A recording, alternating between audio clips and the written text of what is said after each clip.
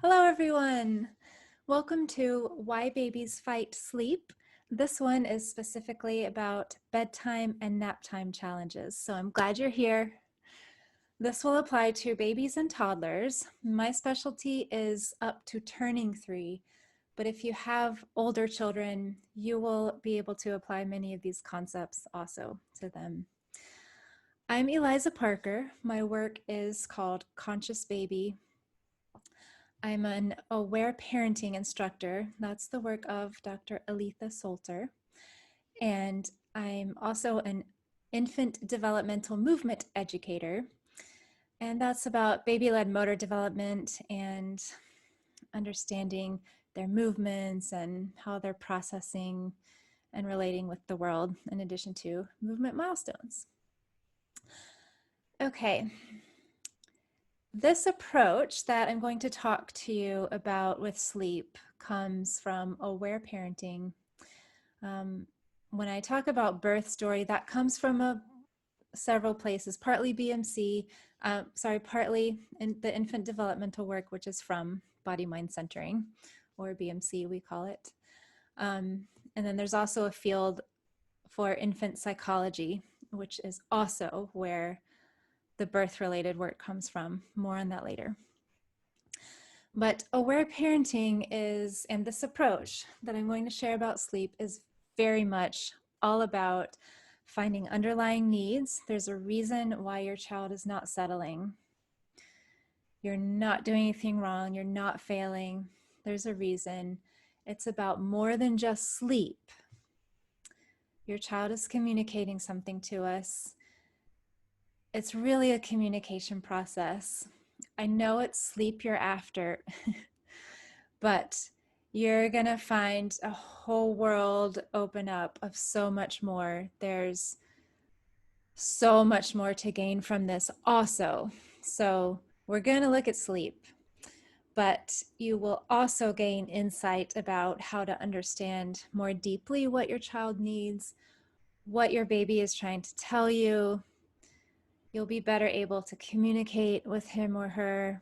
It's communication skills, relationship skills that will go on and on from here.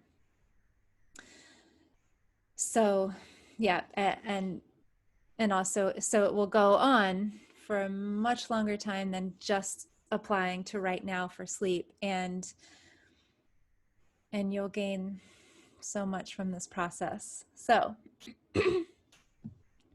happy you're here. When I work with parents about bedtime and naptime issues, here are a few examples of the challenges they're experiencing. So you might recognize yourself in this list. And I have lots of other situations if one of these is not you.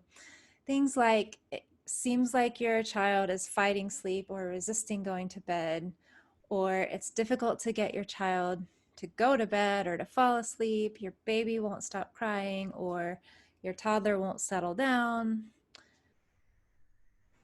or parents are often wondering, how can I get my child to fall asleep on his or her own? Or your baby won't let you put her down. Your child falls asleep just fine, but you can't transfer. Or you're nursing to sleep and you want to change that, meaning nursing for comfort, nursing for sleep. Or will only nap if held, or very short naps, and then many, many more situations.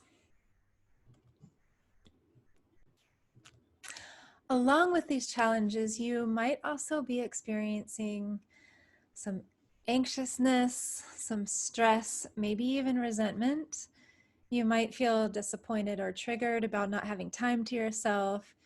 You might feel exhausted from lack of sleep, obviously, but also from the process of what you're having to do to get your child to sleep. That's very common. What we want to do is get you to a place where you don't have to work so hard. And all of those things you might be, excuse me, feeling or experiencing are understandable.